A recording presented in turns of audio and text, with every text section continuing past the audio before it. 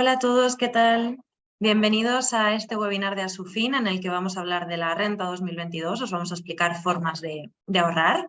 Soy Clara Gómez, voy a moderar este webinar y también me van a acompañar Claudia Calvo y Jessica Gorgas, que se conectarán ahora. Vamos a dejar un par de minutitos para que os vayáis conectando y os vayáis uniendo todos los que os habéis apuntado a este webinar, que habéis sido muchos. A lo largo de este webinar pues vamos a resolver todas vuestras dudas respecto a la renta y también pues, vamos a ver cómo nos pueden ayudar Jessica y Claudia a mejorar el resultado de la declaración de la renta y a cómo ahorrar en nuestra declaración de la renta. En Zoom, luego, como os comentaba, vamos a responder todas vuestras dudas al final del webinar. Para ello os vamos a pedir que lo hagáis a través de preguntas y respuestas, que lo tenéis aquí debajo en Zoom. Veis una pestañita que pone preguntas y respuestas. Todas las preguntas que tengáis, por favor, ponerlas en preguntas y respuestas porque ahí será más sencillo verlas. Porque en el chat vais a estar hablando todos y a veces igual se puede quedar perdida alguna de vuestras preguntas. Así que para que las veamos todas y podamos responder a todas, os pedimos por favor que lo hagáis a través de preguntas y respuestas. Vemos que ya os vais conectando. Ya estamos siendo muchos los que estamos esperando ahora la presentación tanto de Claudia como de Jessica, que seguro que nos va a resultar muy útil a todos. También quiero agradecer a la Consejería de Salud y Consumo de las Islas Baleares, porque gracias a ellos hacemos este webinar que está enmarcado dentro del proyecto Atención, Asesoramiento y Educación Financiera para las Personas Consumidoras de las Islas Baleares 2023. También vamos a compartir, antes de que empiece la presentación, otros webinars que tenemos listos en Asufin. Como sabéis, nos preocupa mucho la educación financiera y trabajamos para que estéis siempre bien informados. Así que en las próximas semanas y los próximos meses también tenemos otros webinars que os los iremos dejando por el chat también para que os podáis apuntar. Sobre el futuro de las criptomonedas, si habéis invertido en criptoactivos, sobre cómo mejorar la economía familiar. Si tu hipoteca tienes seguros para que puedas descubrir el coste real de los mismos. Así que luego al final del webinar también nos volveré a recordar todos los eventos que tenemos preparados y os los dejaremos por el chat para que os podáis apuntar. Y yo creo que vemos que os seguís uniendo, pero no vamos a alargarlo más. Muchas gracias a todos por acompañarnos hoy y doy paso ya tanto a Claudia como a Jessica para que empiecen la presentación y hagan este webinar.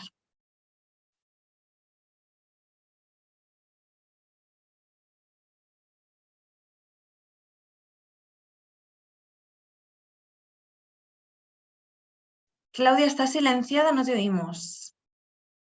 Sí, una de las dos, por favor, abriros el micro. Ahora Genial, muchas sí. gracias. Bueno, decíamos que bienvenidos a todos. Muchas gracias por asistir. Procedo a compartir y ya empezamos.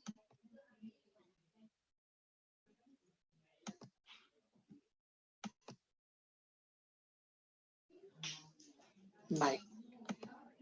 Bueno, como sabéis, este webinar va sobre la renta del 2022. Entonces, aquí en un pequeño índice podréis ver de lo que vamos a hablar. Primera parte, la sujeción al impuesto, quién está obligado a declarar. Dentro de la renta nos encontraremos que tenemos que declarar varios factores, pues aquí más o menos vamos a definir qué son y qué entraría en cada apartado.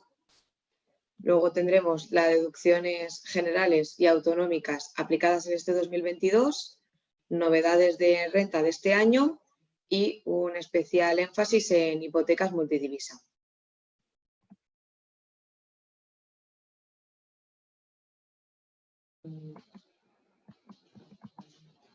Se me ha bloqueado.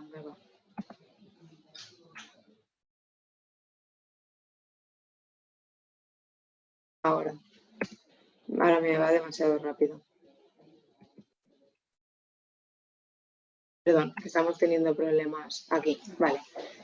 Entonces, ¿quién está obligado a declarar? Puedes estar obligado por varios motivos. El primero, por rendimientos del trabajo. Aquí el límite se encuentra con carácter general en 22.000 euros anuales, pero el límite baja a 15.000 en supuestos específicos. ¿Cuáles son estos? El primero, cuando las rentas procedan de más de un pagador. La suma de las cantidades percibidas del segundo y restantes tienen que sumar 1.500 euros para que entre en este límite. Segundo, cuando se perciban pensiones compensatorias del cónyuge o anualidades por alimentos no exentas. Las que son percibidas de los padres en virtud de decisión judicial o del convenio regulador están exentas. Y, por tercero, cuando se perciban rendimientos íntegros del trabajo sujetos a tipo fijo de retención. Esto sería todas las retribuciones que reciben miembros de órganos representativos de empresa o de consejo de administración, aparte los rendimientos derivados de impartir cursos, conferencias y similares, y de la elaboración de obras literarias, artísticas o científicas, siempre que se ceda el derecho a su explotación. Por otra parte, serían los rendimientos íntegros del capital mobiliario y las ganancias patrimoniales. Esto incluye, entre otros, dividendos de acciones, intereses de cuentas de depósitos o de valores de renta fija, ganancias derivadas de reembolsos de participaciones en fondos de inversión y premios por la participación en concursos y juegos. Aquí el límite se encuentra en 1.600 euros anuales, siempre que hayan estado sometidos a retención o ingreso a cuenta, con algunas excepciones. Aquí igualmente os dejamos el PDF, lo tendréis, ¿eh? No hace falta que apuntéis nada. Vale, entonces, por último, tenemos las rentas inmobiliarias imputadas. Estas son rentas de las cuales los contribuyentes hayan sido titulares de bienes inmuebles de uso propio distinto a la vivienda habitual. Aparte de esto, también afecta a rendimientos íntegros del capital mobiliario no sujetos a retención, derivados de letras del Tesoro, subvenciones para la adquisición de viviendas de protección oficial o de precio tasado y demás ganancias patrimoniales derivadas de ayudas públicas. El límite aquí es de 1.000 euros anuales. Y luego, esto sería la regla segunda. Hasta aquí lo que hemos explicado es regla primera. Y lo que veis ahora en pantalla es regla segunda. ¿Qué quiere decir esto? Que si no has estado obligado a declarar por la regla primera, esta regla segunda no tienes nada, no se te atribuye. Pero si has estado obligado a declarar por la regla primera, el límite de esta segunda, el límite tienes que utilizar estos para las otras rentas. No sé si queda claro. Luego, si no, lo volvemos a comentar. Entonces hemos dejado aquí un cuadro. Bueno, está mal. Aquí el límite no son 14.000, ahora son 15.000. Pero el resto es todo igual. Vale, entonces, rendimientos del trabajo.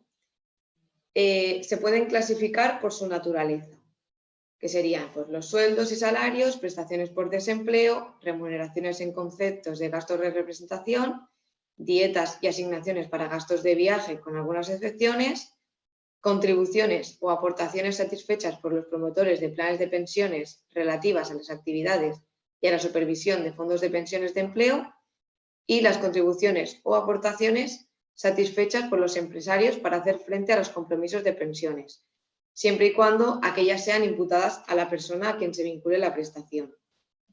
Y también se puede clasificar por expresa disposición legal.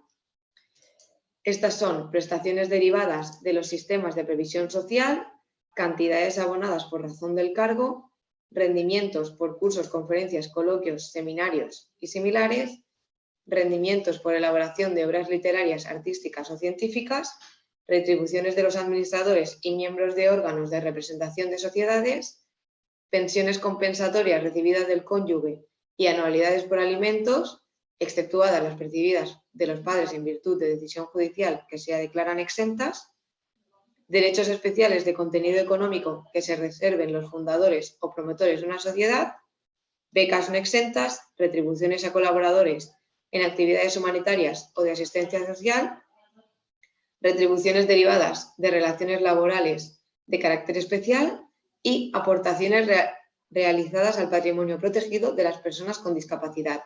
Aquí os hemos apuntado algunos ejemplos para que lo podáis identificar más rápido. Después, dentro del rendimiento del capital mobiliario, encontramos el arrendamiento y la cesión de derecho, entre otros, sobre bienes inmuebles rústicos y urbanos que no estén afectos a actividades económicas. Y el derecho de titularidad o derecho real de uso y disfrute sobre bienes inmuebles, que no genera rendimiento, pero da lugar a la aplicación del régimen especial de imputación de rentas inmobiliarias, con excepción de la vivienda habitual. Entonces, si tengo un inmueble alquilado, ¿qué gastos me puedo deducir?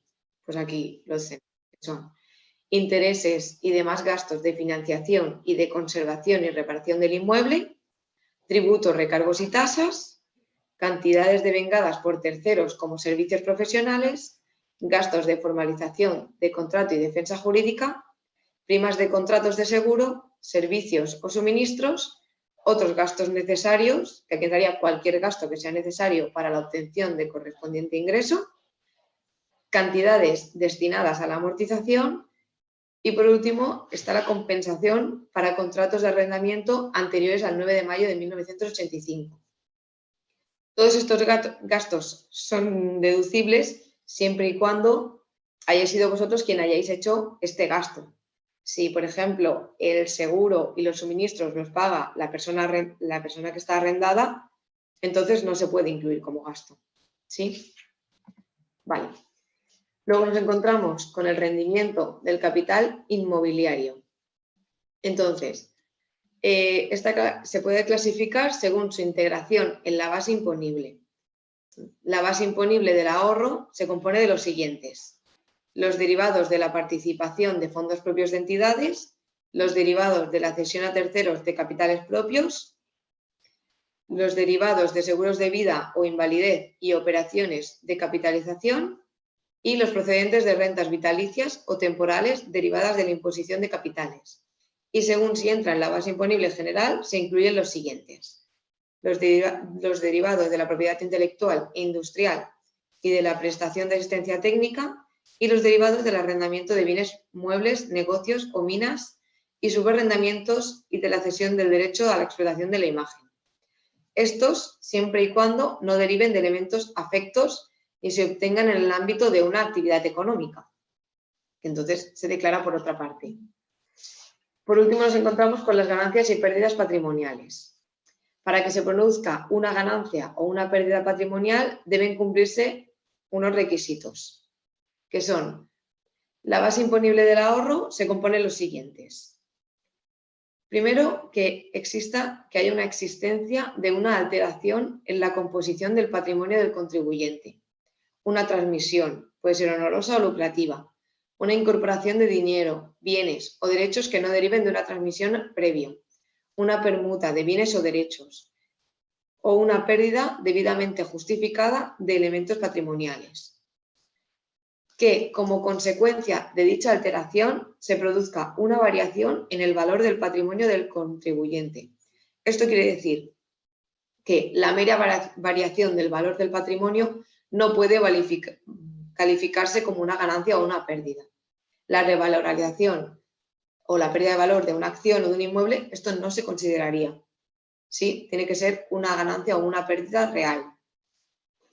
Y por último, que no exista norma legal que expresamente exceptúe de gravamen dicha ganancia o la haga tributar como rendimiento.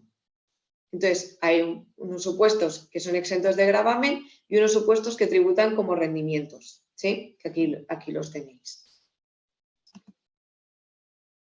Y por mi parte, ya estaría. Os dejo ahora con mi compañera Jessica,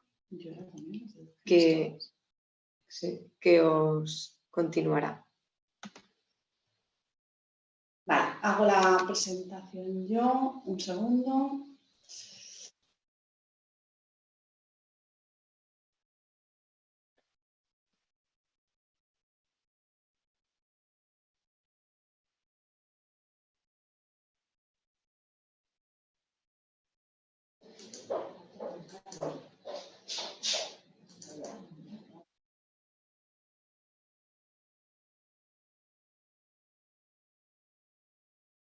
Vale. En cuanto a las deducciones generales, existen... Jessica, perdona, cambiaros por ¿Sí? favor el micro. Claudia, Vale. ponte en silencio porque si no aparece Claudia en pantalla. Muchas gracias. Vale. Sí.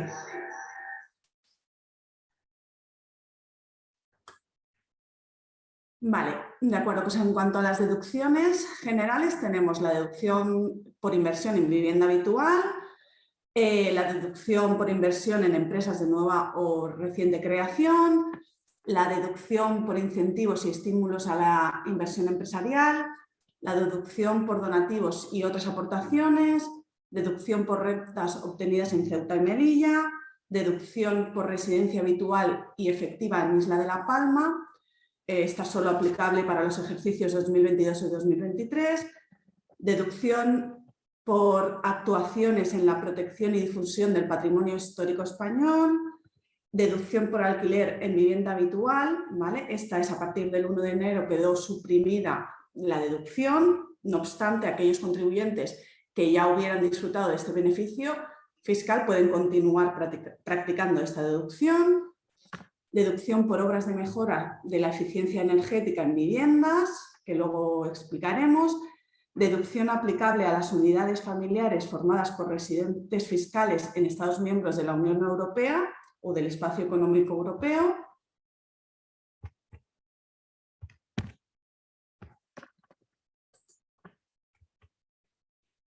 Y en cuanto a las deducciones autonómicas, las comunidades autónomas pueden asumir, entre otras, competencias normativas, la relativa a la aprobación de deducciones aplicables sobre la cuota íntegra autonómica.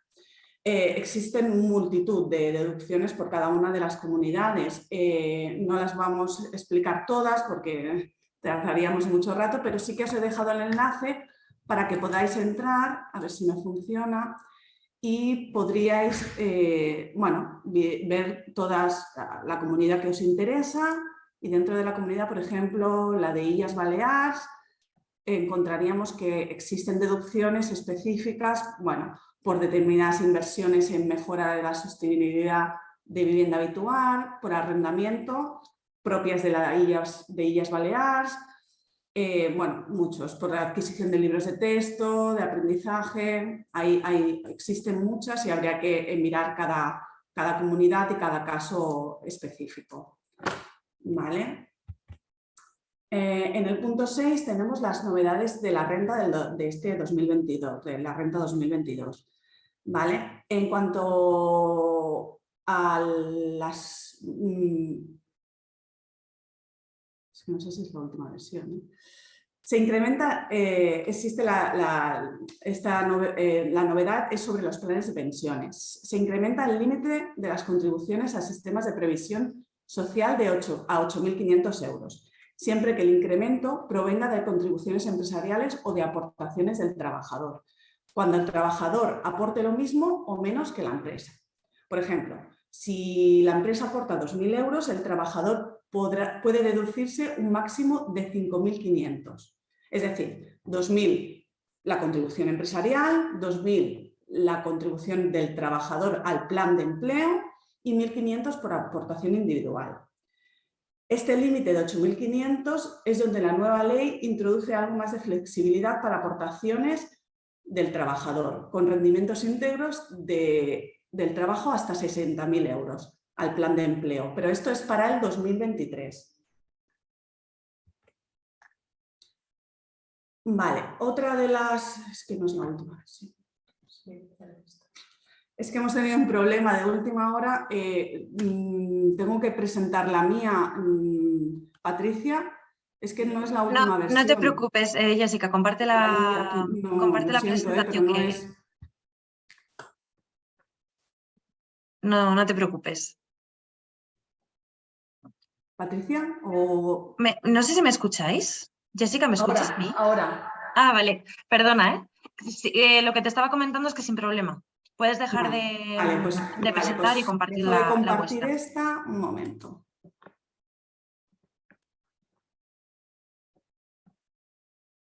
Bueno, espera.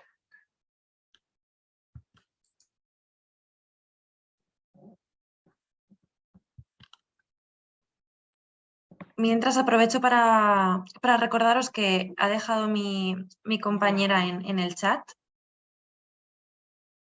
todo el enlace con las que nos ha compartido Jessica en su presentación con las deducciones autonómicas, para que desde el chat del webinar podáis acceder a este enlace y consultar las deducciones que os interesen según vuestra comunidad autónoma.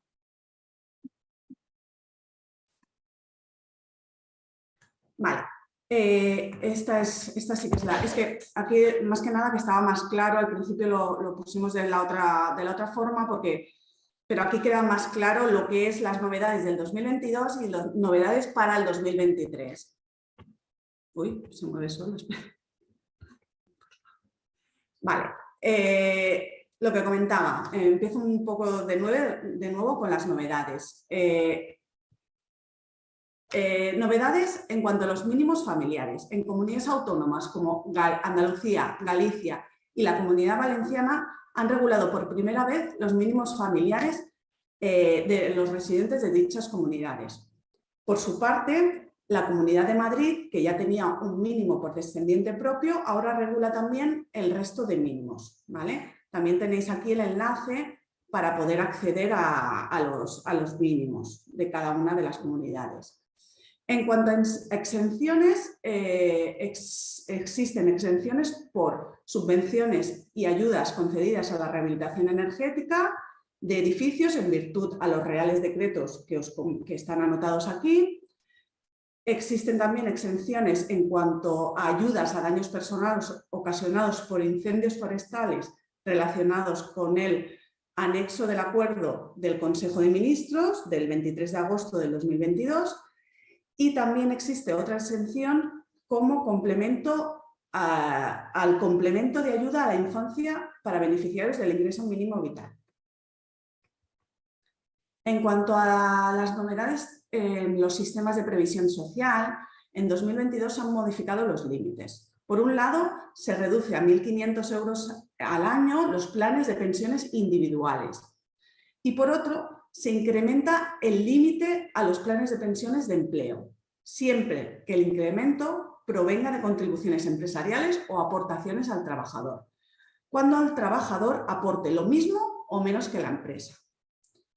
En consecuencia, existe un límite total de aportaciones a planes de pensiones de 10.000 euros, 8.500 planes de pensiones de empleo y 1.500 el individual.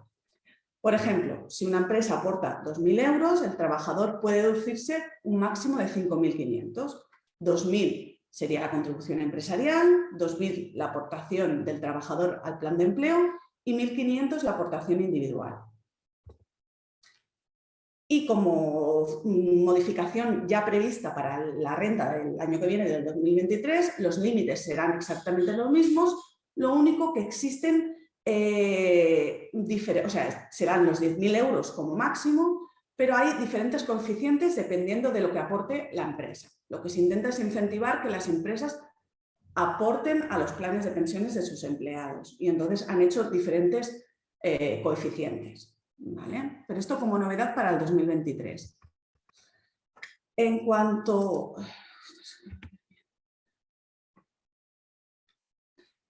a la deducción por mejoras de eficiencia energética, se amplía un año más esta deducción siempre y cuando se terminen las obras antes del 31 de diciembre de 2023. Otra de las deducciones es la deducción por maternidad. Con efectos retroactivos del 2020 se extiende a las mujeres con las siguientes situaciones.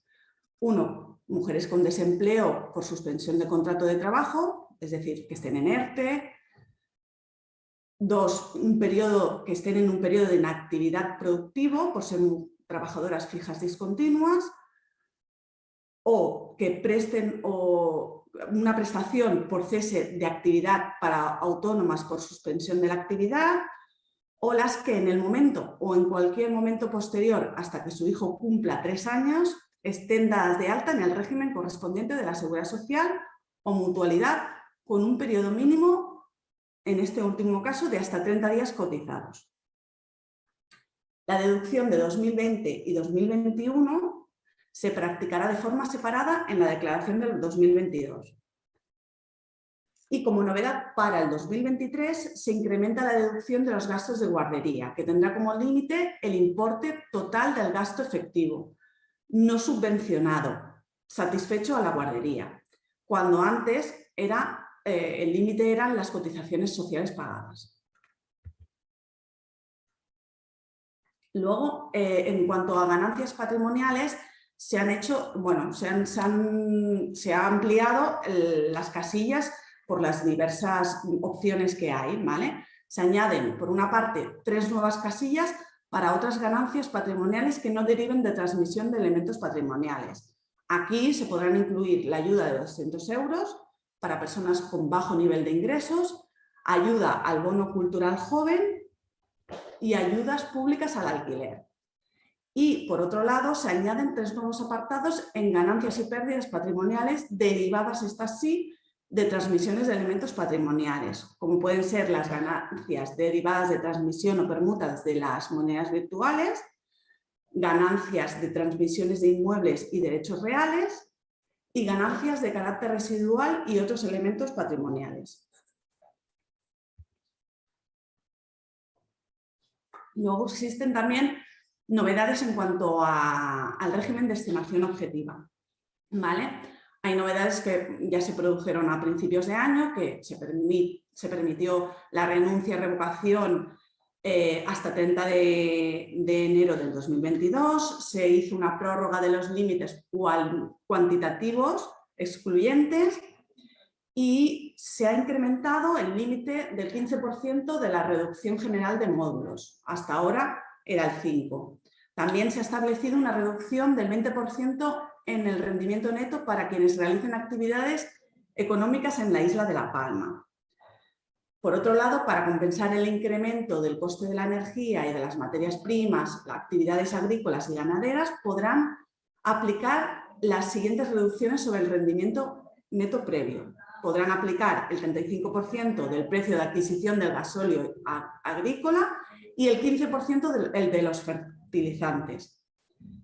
Y por último, como novedad, se ha añadido el índice corrector por los piensos adquiridos de terceras personas, que se establece en el 0,50%, y el índice por cultivos en tierras de regadío que utilicen energía eléctrica, en el 0,75% sobre el rendimiento. Por último, las hipotecas multidivisa, explicamos un poco que las cantidades pagadas de más y reconocidas por los tribunales cuando se devuelven al ciudadano por parte de la entidad bancaria no tributan como norma general en renta, pero en caso de que el ciudadano reciba intereses de demora sobre el principal devuelto, sí que tributarían en IRPF. Es decir, los intereses que tienen por finalidad resarcir al ciudadano por los daños y perjuicios derivados del incumplimiento de una obligación o en el retraso en su correcto cumplimiento deben calificarse como ganancias patrimoniales y procederá a integrarse, cualquiera que sea el periodo que abarquen, en la base imponible del ahorro. Por lo que respecta a los gastos y las costas, serán deducibles de las costas recibidas a tributar en renta el importe correspondiente de los gastos judiciales, de defensa y representación en que se haya incurrido el ciudadano con motivo del pleito. Para determinación de la ganancia patrimonial, se puede suponer que el vencedor del pleito la condena de las costas judiciales a la parte contraria. El litigante vencedor podrá deducir el importe que reciba en concepto de costas los gastos que haya incurrido con motivo de ese pleito. El importe deducible que podrá alcanzar será como máximo el importe que reciba de dichas costas, sin superarlo. Es decir, no puede haber un rendimiento negativo, no podría añadirse. Y en cuanto a aquellas hipotecas multidivisas que se hayan declarado en su momento en renta, la deducción como deducción por inversión de vivienda habitual se deberá regularizar los años no prescritos, es decir, 4 años, en los que se practicó dicha deducción, al haber tenido finalmente una inversión en vivienda habitual inferior a lo declarado en renta en su día, tras la devolución por parte de la entidad financiera de los importes, añadiendo las cantidades indebidamente deducidas por el motivo a las cuotas líquidas devengada en el ejercicio del incumplimiento de los requisitos, más los intereses de demora. Y con esto finalizamos este webinar.